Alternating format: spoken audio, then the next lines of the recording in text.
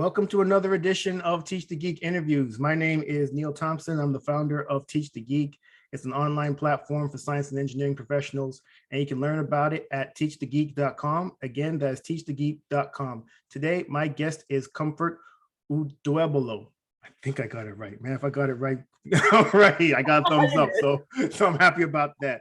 Comfort is a security engineer, a mentor, a speaker, whatever she really wants to be. She is also an active member of the Women in Cybersecurity group, and she speaks on technical and non-technical topics. I'm really keen on asking her more about her journey to become a security engineer, her volunteerism, and of course, her speaking topics, public speaking in general. Welcome to Teach the Geek interviews, Comfort. Thank you. So from the bit of research I did on you, I saw that you got degrees in math and computer science. Where did that interest in those fields come from? Okay, my love to break and fix things. Yeah, I'm very inquisitive. Yeah, I love to ask questions and to understand why like a product is being made. I'm not really interested in the outcome. I'm interested in what is this made of. So that inquisitive mindset pushed me into the tech field, to study mathematics and computer science. Okay, that's great that you had that inquisitiveness as a youngster. I remember when I was a kid, it wasn't really encouraged. I grew up in a pretty strict home, and it was kind of more of a do as you say kind of thing. But I have a children's book now, and I'm really keen on telling children about the importance of being inquisitive, because the question askers of the day are going to be the problem solvers of tomorrow. I'm a firm believer in that. And so if you're a parent and even if you're listening to this and your kid asks a lot of questions, you kind of tell them to shut up. Don't do that. You actually encourage them asking questions, because they very well could be the people who are the innovators that come later on. So yeah, I'm really glad that you had that inquisitive mind early on. But I also saw that you got a master's in cybersecurity. What was the motivation to get that degree?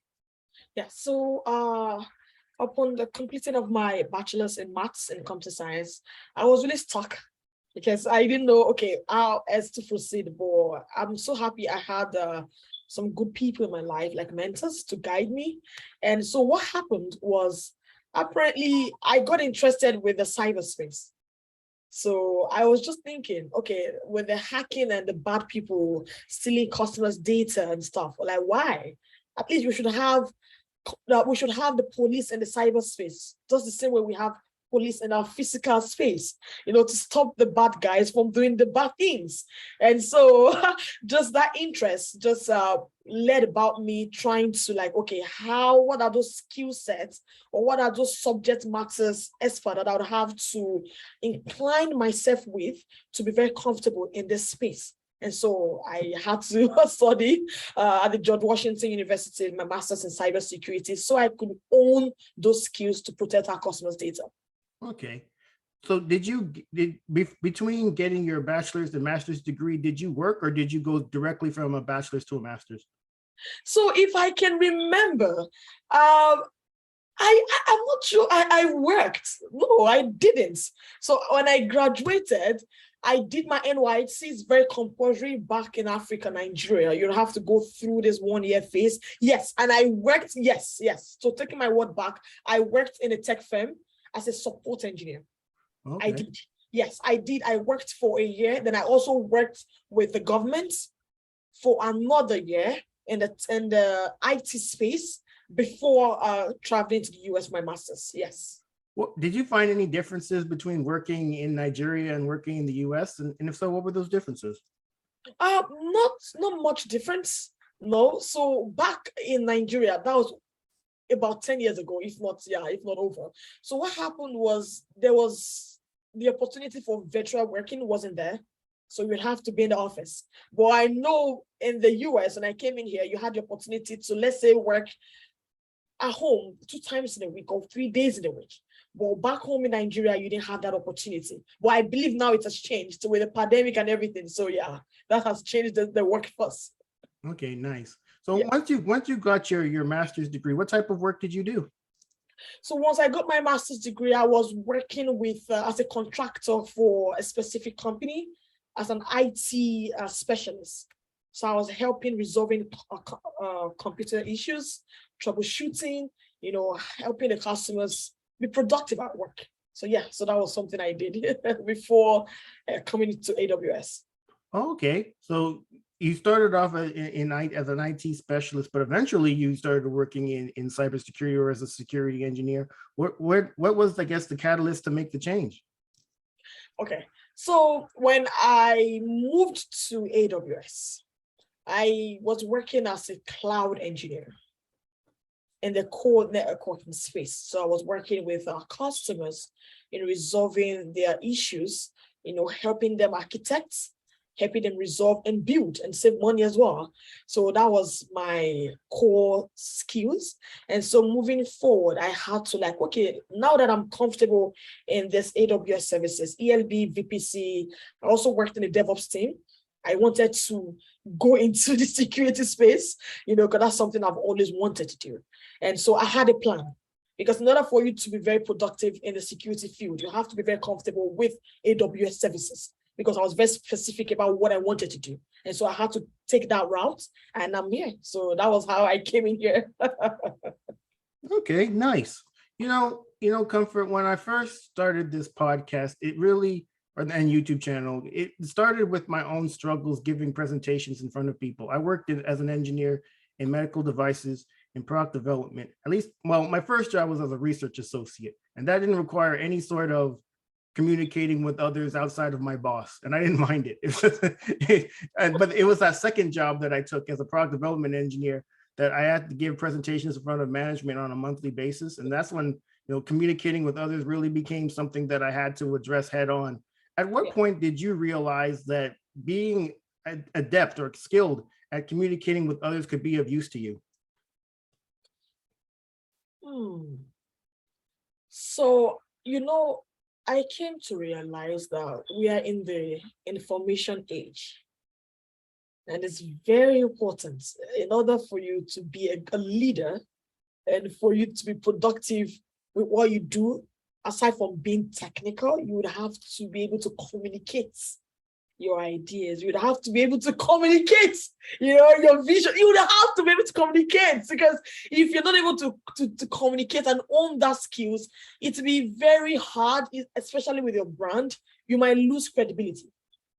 In order for you again to effectively, what I do, I have to be able to communicate with security leaders, with software engineers. It depends on my target audience. I come to that level. If I'm speaking with people that are not really technical, I tone it down. If I'm speaking with experts, I tone it up. So being able to do that helps in productivity, helps in selling your brand, helps in getting issues resolved, and it also helps in pulling people into your mission, your vision, and making a difference.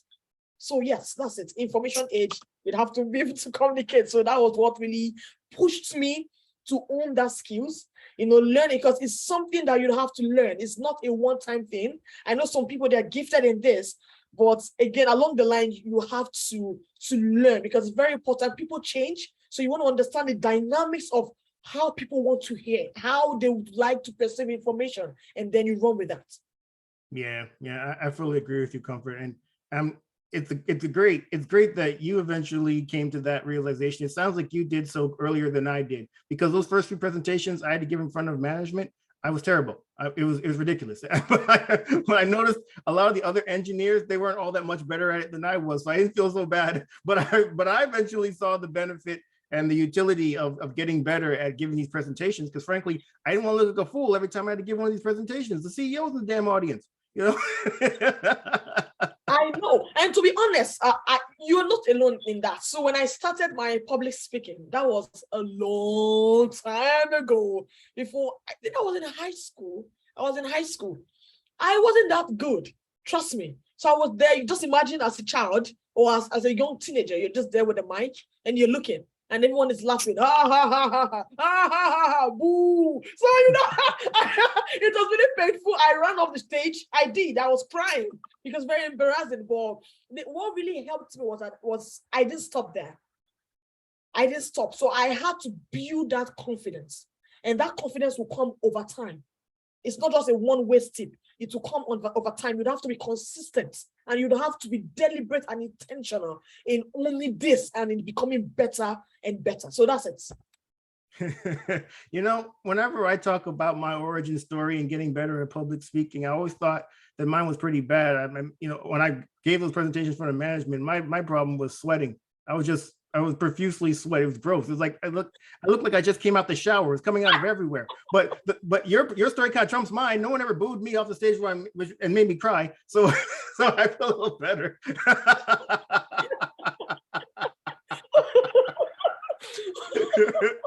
I mean, sweat was coming out of my body, but tears weren't coming out my eyes. So yours was better. So yeah, you're good. Yeah, nice. So, you know, I also mentioned that you talk on a number of topics. What are your speaking topics, Comfort? It depends technical and not technical. So misconfigurations in the cloud, collective intelligence in cybersecurity. Then then we had like an internal presentation where it's more like hacking exercise. So using AWS services, we'll have like a service that will tell you, okay, do something. What are the vulnerabilities in there? Search for it and do something bad within this environment. So those are some of the topics. I can't remember everything I've had, but from the non-technical space, I've had topics such as career navigation or career progression, and how can you move into the cybersecurity space from a non-tech to tech, and from within the tech to different areas in tech. So those are some of the areas that I have been engaged in. And I have another conference coming up. It's called HESCON, where I'll be speaking on the misconfiguration in the cloud. That would be in November. But yeah. Okay, nice. That's quite a slate of things that you're competent to talk about. That's impressive. So Comfort, also, you know, you talked a little bit about the importance of course, getting better at giving presentations in front of people, just communicating with people in general. From the story you heard from me, obviously I wasn't all that great at it at first, but I'm curious, were you? And if not, what did you do to get better at it? Where did I get better? So that's a good question. I can't remember the time frame. I wouldn't want to say something that I don't want to give wrong information. So I can't remember specifically where I became better, but I think over time, that would be a few years ago, let's say about 6 years back, or I don't know, but I discovered that I was confident, you know, irrespective of if I'm there speaking and you're not paying attention. Because back then, if I'm speaking and you're not paying attention, then it tends to affect my my confidence. Like, okay, what is Neil thinking about?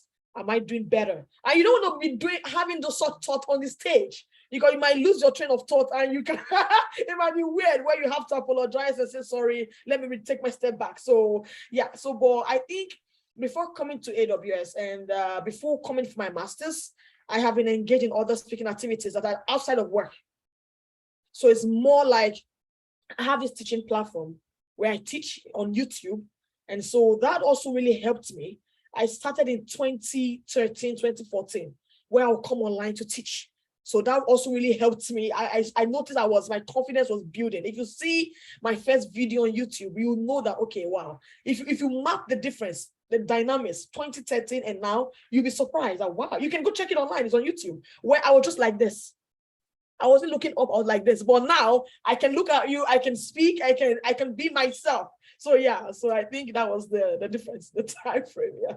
Well, thank you for saying that was a good question. It made me think that all the questions that I asked beforehand weren't all that great because you didn't say good question. You know, other questions were crap, but this one was a good question. Good job, Neil. Well, the questions have been amazing. No, I'm enjoying the session. Brilliant question. Brilliant. No, great save. But you know, Comfort, any answer you give is going to be a good answer. It's not as if we know if anyone else knows the truth or not. So it's so interesting when you said that. Like, I want to make sure I give an honest answer. It's like, I don't know the difference. Well, you know, well, for me, maybe it's just me. For me, integrity really matters, because if you're speaking, if I'm having this conversation with you, I would have the opportunity to speak elsewhere, and I'm saying something different. You know, this is in information age. You can pull this up and say, "Oh, but I was listening to your conversation with Neil. You said this, and now you're saying this." So it really matters. So yes. Comfort, for the presentations that you give, do you have a process for putting them together? And if so, what is it? Good question. Yeah. So first, I think So yeah, okay. My thought process is this. It differs with everybody. It differs, but for me, I think about my target audience. I did technical, like it depends. Not tech, elementary students, and based on that, I tend to like maybe bring up stories because I love my presentations to be engaging. I would engage you. You'd need to speak. I'll ask you questions. You don't have to talk. That is just my style of presenting. And so with that, I bring up a topic, then I create my slides. I try not to make it so much as a story, but again, it depends. If I'm having a non-technical presentation, I might bring up a story. Like I would ask you thought-provoking questions that will cause you to think. And so with that, I will start pulling up right there questions upon questions. So that is how I operate with my presentations. And yeah, and at the end, we would always have some sort of a scenario exercise, where in that scenario exercise, I do less talking and I allow you to speak. And that's it. I will act as your customer and you teach me. So I just completed that exercise. That was last week. And yeah, it was brilliant. So yeah.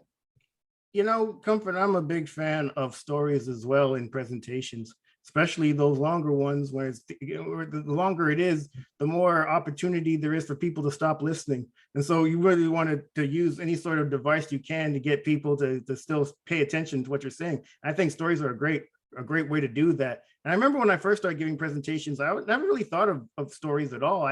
Frankly, at least for technical presentations, I thought they were inappropriate. But if you're talking to a non-technical audience, especially, they're really great to keep their attention, because they already are at a disadvantage in terms of what you know. So if you're able to couch whatever you say in a story, it's going to be way easier to keep their attention. I firmly believe in stories as well. So good on you for using them.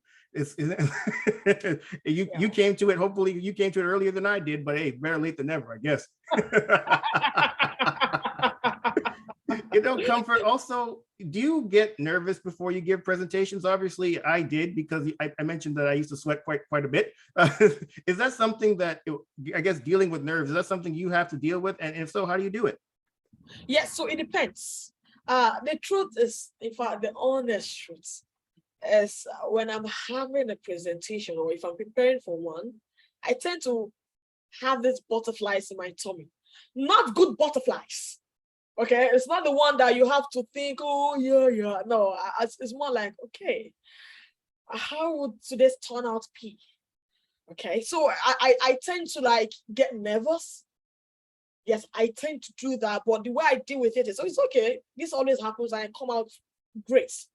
You know, so I just snap out of it immediately, and I just go there, and I am myself, and I take my thoughts away from those questions, because I've come to realize, for me, when I meditate on those questions, it tends to bring about anxiety. And if I'm under anxiety, I can't perform, I can't be productive at this stage. So what I try to do is I take my thought off from those questions, from those bubbling thoughts in my mind, and I just fix my eyes on, you know what? This is what I enjoy doing. I'm just gonna go there and just be myself. And that is it. That is how I operate, and that is how I deal with being nervous. Yes. Nice. Well, thank you for offering the honest truth, as you said on that answer, Comfort, as opposed to the lying truth. That's a good one. I love that one. I'll steal that one. That's It's like when people say honestly speaking, it's like, no, lyingly speaking. I'm like, yes, honestly speaking. What are you talking about? You know, Comfort, I mentioned in the intro that you also do volunteering for women in cybersecurity. What does your volunteering with that organization entail? Oh yeah. That's an amazing one. So for other women in tech, AWS, my company is a strategic partner. So yeah, we're partners and sponsors as well.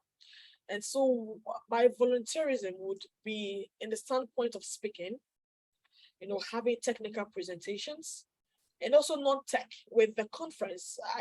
The conference that was held this March, I had the opportunity of speaking to first timers. So it was an amazing experience where again I helped them to think about why you were here, because this is an investment. You don't want to come here just because you want to have a good time. You want to have the mindset of, okay, this is what I aim to take out of this conference. And so that preparation really helped them in making goals for themselves. So for those people that came without any strategic goals in mind, they went back to the drawing board because they spoke with me. Some of them had this conversation with me, and that was it. So speaking, having those opportunities to help people think right, and also the opportunities to lead chapter meetings. So right now we'll be kicking off with the George Washington University, where we'll be working with the students, because I'm an alumni. So where we'll be speaking with the student to help them own their skills and how to navigate in terms of career and sharpening their skills. So I'm currently working with the board members, and would see how that goes. Okay. Comfort, when you were talking, it made me think of a conference that I'm going to be attending in the near future, and how important it is when you go to a conference to have a goal and to not to just go there just to go and just kind of see what happens, to kind of go there with some sort of intention. I want to talk to this particular person. I want to learn this particular thing, so that you can actually look back on it and see if you actually did it. Because then if not, then you might just go and then you come back from the conference and say, what did I get out of this? I don't really know. I got a lot of business cards. People gave me their business cards, but but I don't even remember all these people. Like, who was this person again? For the longest while, I had a bag full of business cards that I eventually threw away because I never referred to them ever again. You see, because I just love what you talked about, because I remembered in the past, that was about that was more than 5 years ago. That was about 6 years ago. I had the opportunity of going for the Grace Hopper conference. And so I graduated, I was working at a contractor. But like, again, I had plans. I wanted to work with a specific company. And so I went there as a student, and I was just there with my pack and my backpack. I went in there with a goal to interview with some specific companies. So I had a goal, like I had my notebook, I had my strategic goals. And with that, I had the opportunity of interviewing with some big tech companies. I did. I went to them like, hey, Neil, how are you? Here is my resume. This is what I'm interested in. So that really helped me. And at the end, I got into AWS. From that networking event, I was able to track down the recruiters, the managers, and it was awesome.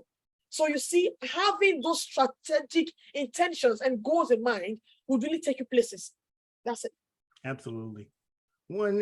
For anybody who is watching or listening to this conversation, Comfort, what would be your number one tip that you'd give them in becoming more effective as a communicator?